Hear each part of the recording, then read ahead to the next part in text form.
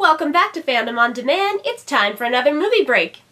This time I want to take a look at an Australian horror film from the 70s called The Long Weekend. I should really get out of the 70s at some point. This movie is about a couple who, struggling with a failing relationship, swan off for the weekend in the middle of nowhere in an effort to save their marriage. Screenwriter Everett de Roche unfortunately just passed away this past April. He was originally a writer for Australian television, and this was his first completed screenplay, though it was the second to actually be filmed and released. De Roche had this to say about the film. I started Long Weekend as a way to avoid the TV cop show doldrums while still convincing myself I was working. And just what is wrong with cop shows? Interestingly, de Roche was actually an American who immigrated to Australia with his wife when he was in his early 20s. Just something to bear in mind. Despite flopping in Australia, the film did alright overseas. There was even a remake that came out in 2008 starring Jim Caviezel. But I haven't seen that, so I can't comment on the quality of it. I've actually got a pretty interesting book here that's all about Australian cinema from the 60s through the 80s. Let's see what it has to say about this 1978 classic. Oh, nothing! Evidently, The Long Weekend isn't good enough for Neil Rattigan. Well, I've obviously got more credibility than he does, so, as the old saying goes, if you want something done right, you gotta do it yourself. So let's do this. Our story begins with our main protagonist, Peter, played by John Hargreaves, heading home to his wife, Marcia, played by... oh lord. Bryony Behetz? I'm gonna call her BB. Fun fact, BB was actually married to director-producer Colin Eggleston at this time, but according to IMDb was not the first choice to play Marcia. She filled in when the original actress was unable to do the film. Before they even interact, we can see that these two are having problems. Marcia is bad-talking Peter to someone named Mark on the phone, and Peter is... pointing a gun at Marcia? Don't go anywhere with that man. We'll take her. Look at the poor old bugger, you know? She knows we're going away. But why didn't you and Cricket go away and I'll stay at home and bark at the birds? This isn't a bad marriage. Seems like a pretty normal one to me. I don't think Cricket's going to starve to death. There's 3 whole cans of dog food there. She finishes that, she can go without. She's too fat anyway. You can't just pop a pile of dog food down on the porch and expect her to... I have to side with Peter here. That's no way to take care of a dog. Peter tries making nice with Marcia in the car, and we start to get a little hint as to what exactly the issue between them is when he suggests that the two of them stay away from Mark and Frida for a while so that Marcia can relax and recuperate. Marcia doesn't take kindly to that and makes it clear that she didn't want to go on this trip at all. Then why did you? I mean, you don't seem particularly interested in saving your marriage and you don't like camping, so why are you here? Peter commits their first crime against nature when he throws a cigarette out the window and catches a patch of grass on fire. He then runs over a kangaroo. Well, that escalated quickly.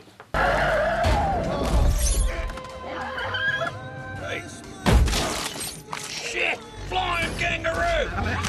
He then leaves Marcia asleep in the car while he goes in for a drink. While he's doing that, he finds out that he doesn't actually have a clue where he's going. Outside, Marcia hears some animals howling in the darkness, and this is a recurring thing with her. She's constantly hearing the cries of animals. He doesn't mention that they're lost to his wife. In fact, he doesn't acknowledge it at all. He just keeps going on his present course, because if you deny something hard enough, it'll go away. Wow. You know how some characters lose your sympathy right away because of their intense stupidity?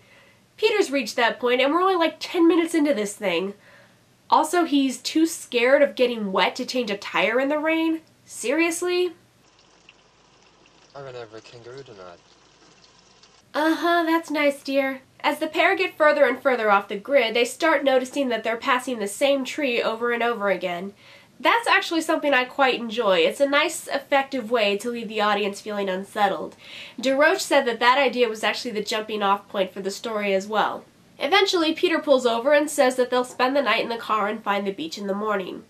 My one complaint is I wish the scene had gone on just a little longer.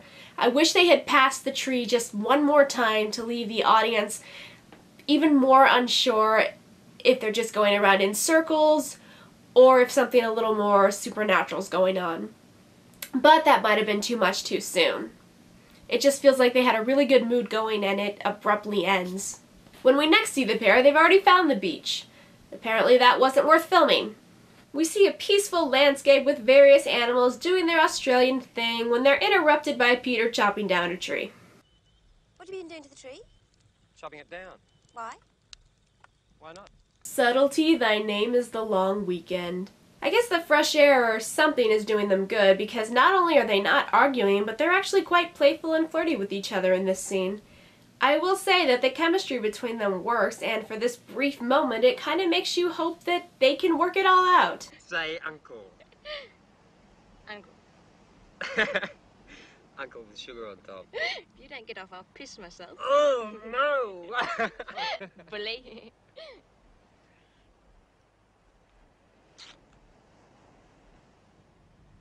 Peter loads up a spear gun for reasons. Then he goes swimming in the ocean while Marcia spots a big black shape moving slowly towards him. She and Cricket holler at him to get out. What's the matter? Cricket, shut up! Is something wrong? There's a shape in the water! There's a dog shape out there in the water! Yeah, I don't think he believes her at this point. Their next crime against nature is committed by Marcia, who uses some insecticide to kill a bunch of ants. And for that, she's nearly speared. Almost dying destroys her good mood, so Peter takes a walk with Cricket on the beach. Cricket is his true love. Hey, littering's bad and all, but this seems small in comparison to running over a kangaroo. As if to prove me wrong, he then starts wildly firing his gun into the bushes. He must secretly be an American. He also spots a van further down the beach, telling him that they've got some neighbors. Back with Marcia, they attempt to do the nasty, but Marcia just can't get into it. Again, we get more hints of what happened between them. What exactly is the problem? You know, I'm only a man. I've got to have these things explained. Temporary. Peter, she said no. Just accept it. Don't grill her about why. Now it's his turn to be an unrelenting ass for no reason. I guess he really felt he was owed sex. He goes back into the water and the black shape starts stalking him again. He does see it this time, so I guess he can't think she's completely crazy. He shoots it to death from the safety of the shore. I would make a comment about what kind of jerk would do that. He doesn't know what it is, it didn't actually attack him. But that's the point of the movie anyway, so I don't have to. Back at the camp, their food is starting to rot. Marcia, getting more and more freaked out by all of this, wants to leave, but Peter's not having any of it.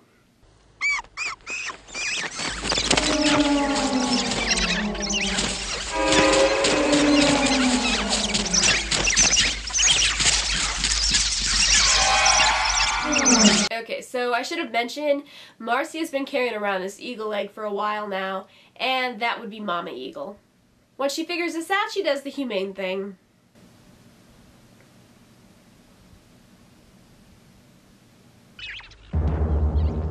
Why in the name of God did you do that? It's just an egg. It's a living thing. Dude, you ran over a kangaroo, shot blindly around, killing who knows what, and killed what you believe was a shark. You don't get to judge. You didn't have to smash it. I didn't have to have an abortion, Peter! Well, that explains some things. She tries to leave, but the car won't start. What's wrong with it? I switched it on to the alternate battery to run the fridge. Well, switch it back. No. 1, you should know how to work your car. 2, he is now keeping her there against her will. That's not just douchey, that's illegal. With no other options, she holds herself up in the car while Peter taunts a possum that's wandered into their camp. You idiot. That's what convinces him that it's time to leave. The next morning, Peter starts packing and sends Marcia on a walk with Cricket. It's not nearly as romantic as the walk with Peter. She spots the black shape washed up on shore, and it turns out that it wasn't a shark, it was a dugong, which are closely related to manatees. And if you know anything about manatees, you'll know that they're harmless and in no way deserve to be shot. But do they feel the least bit guilty? Nope. Ugly. Yeah. Well, she's not very pretty out of the water, is she? Crabs have been out of by the look of it.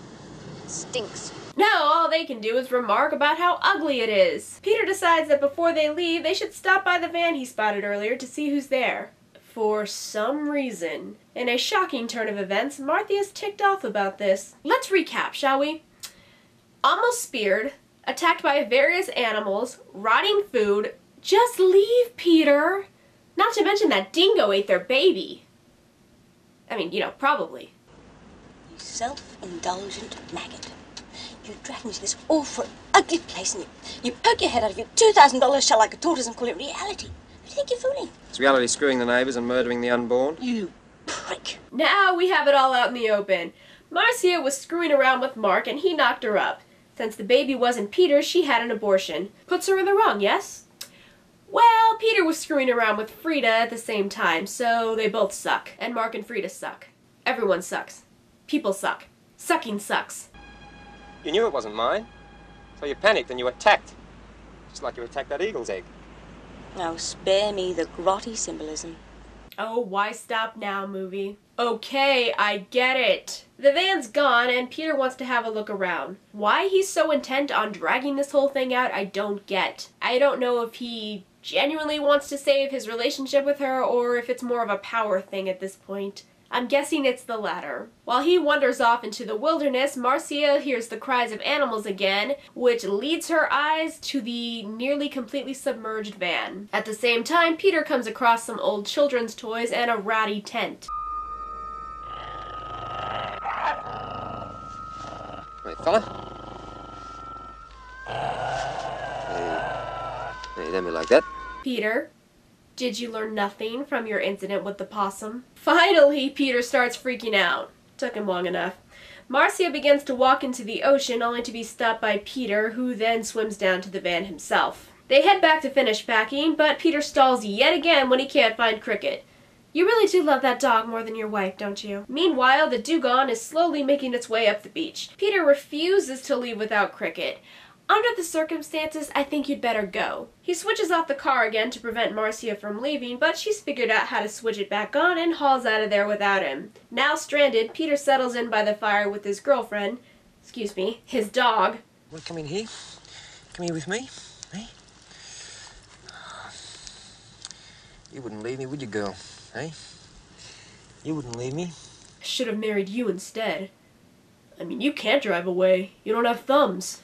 Marcia's not doing too well either. Mother Nature's not too pleased that she killed those ants and smashed that egg. Eventually her car gets caught in some webs that appear to have been left by Spider-Man and she ditches the car. Never ditch the car. Cricket, shut up! Oh, now Cricket's not good enough for you either? Just what will make you happy, Peter? The dugong is even closer to the camp now and he's getting super paranoid and edgy. He nearly shoots Cricket but stopped himself just in time. Eventually, he wastes all his ammo shooting at noises, go figure, so he whips out his trusty spear gun. But whoops! It turns out he accidentally shot Marcia, and that makes him very pouty. He decides to make a run back to civilization with Cricket by his side. He finds the car and backs all the way up to the beach. I guess to take Marcia's body with him? He's gonna have a hard time explaining that, though. He stops all that when he sees that the dugong has made its way all the way up into the grass now. Okay, it's got to be a zombie at this point. Peter sets it on fire and takes off again. Unfortunately, he can't seem to find his way out. He gets the car stuck in the mud and leaves it, trapping Cricket inside. You jerk! Your love for that dog was the one redeeming quality you had, and now you don't even have that! Ew. Grody. OMG gross! Can we wrap this up? I'm starting to get bored here. After 37 years of wandering around, he finally finds the road, only to be immediately mowed over by a truck. Well, the poor truck driver. I mean, he was just passing by. He's probably going to be up for manslaughter now that... Oh wait. He's got cows in the back of his truck. Never mind. Anyway, the end. Okay, real talk. I enjoy this movie a lot. I think it takes a simple idea and executes it well. The whole respect nature or else thing has been done time and again. In fact, it's the theme of a lot of Australian films, particularly around this time. There are some real creepy moments, and I like that they take relatively harmless animals and make them threatening, especially since most animals in Australia are out to kill you anyway. The two leads, while not likable, are at least interesting characters, and I didn't particularly want to see them die. Well, let me rephrase that. I didn't particularly want to see Marcia die. By the last half hour, I did want Peter to bite it. The thing about Peter is, he gets what he wants. For all of Marcia's griping, she still almost always goes along with him, either by choice or by force. He wants to go camping and she doesn't? Too bad, they're going. She's scared and wants to leave? Too bad, they're staying. He wants to talk to some random strangers on the beach and she doesn't? Too bad, they're doing it. I can't really get mad at her for ditching him at the end when he spent most of the movie forcing her to be there in the first place. Plus, when push came to shove and he really was afraid for his life, he left the dog to die inside a locked, hot car. And the dog's the only one he was remotely nice to. Not that Marcia's not an awful person too, but I thought she came off a little bit better than Peter. I also enjoy that even though this is a man versus nature horror film, nature doesn't actually kill anyone. Peter kills Marcia, and the truck driver kills Peter. Sure, the animals drove them a little crazy and led them to those acts, but the acts themselves were committed by man. It's a very solid movie. It's not great, but if you like slow-building horror films, it's definitely worth the watch. Even though I just spoiled the entire thing. This has been Fandom on Demand, bringing you fandom when you demand it.